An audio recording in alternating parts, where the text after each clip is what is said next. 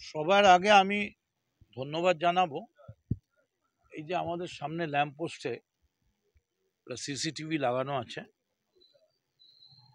এই সিসিটিভির জন্যই কিন্তু এতটা পরিষ্কার, দিনের আলোর থেকেও পরিষ্কার সমস্ত ঘটনাটা মানুষ দেখতে পেয়েছে। তাই আমি যারা লাগিয়েছেন এটা আমি তাদের ধন্যবাদ জানাচ্ছি। ব্যাপারটা হচ্ছে যে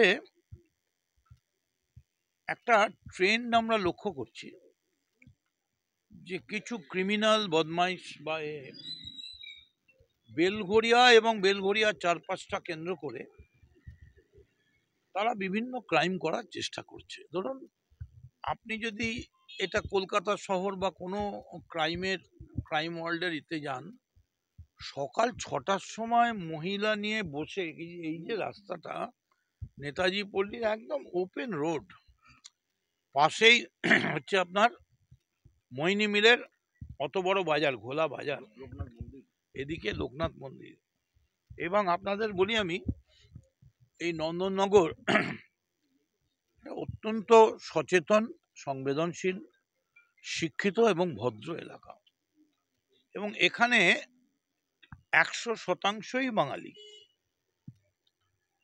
এবং যেহেতু এখানে রাত্রি 9টা সাড়ে 9টার মধ্যেই সকলে শুয়ে পড়েন, যে যার কাজ করে এসে তারা ভোরবেলা উঠে আবার সবাই কাজ শুরু করেন। সেই ভোরবেলা উঠে যদি দেখেন যে একজন মহিলা, এবং সব থেকে বড় কথা তারা প্রতিবাদ করার পরে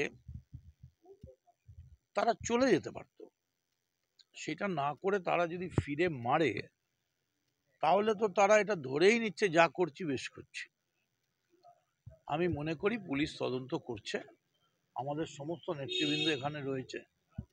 এখানে আমার প্রতিম, আমার লোকাল কাউন্সিলর বিশ্বজিৎ আছে, আমাদের তাপু রয়েছে, তমশ্রী আছে, কানু আছে, তারপরে আমাদের জয় আছে, তারপরে বাপি আছে, প্রমিত আছে, সবাই রয়েছে।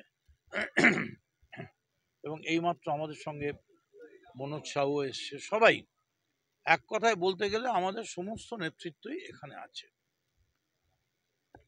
আমার যাওয়ার কথা ছিল গান্ধী মূর্তিতে, ওখানে বাংলা ভাষার যে আন্দোলন চলছে, বাংলা ভাষা বাঙালির মর্যাদার অস্মিতার দাবিতে, কিন্তু আমার দুর্ভাগ্য আমি যেতে পারলাম না ঘটনা এইভাবে ঘটে যাওয়ার জন্যে। কিন্তু আমি একটা মানুষের কাছে আমি আমার আবেদন করছি যে এই যে মাস্টারমশাই প্রতিবাদ করেছেন, এটা ঠিকই, অন্যায়ের প্রতিবাদ করতে গিয়ে তিনি মার খেয়েছেন, কিন্তু মার খেলেও গোটা সমাজ তার সঙ্গে আছে, আমরা সবাই আছি।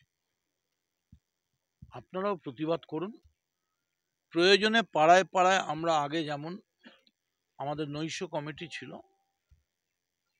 পাড়ায় পাড়ায় নৈশ রক্ষী ছিল, আমরা কাউন্সিলরদের সঙ্গে বসে প্রয়োজনে পাড়ায় পাড়ায় গার্ড দেওয়া এবং তাদের একটা মিনিমাম ন্যূনতম টাকা দিয়ে আমাদের সকলের পক্ষ থেকে সহযোগিতা করে, কিন্তু এই জিনিস বরদাস্ত করা যায়। দেখুন, আমরা কিন্তু বলিনি কোথায় করব কোথায় করব না, আমরা বলেছি গোটা বেলঘরিয়ার ওপরেই আমরা নজর রাখবো, আর কে কোথায় ক্রাইম করছে এটা আমাদের থেকে বেশি পুলিশ নজর রাখছে।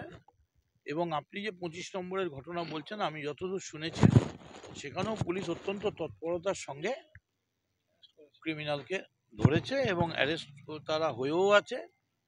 আর যদি কেউ ছাড়া পেয়ে যায়, কে কাকে ছেড়ে দেবে এটা তো কোর্টের ব্যাপার, এটা তো আমাদের ব্যাপার নয়।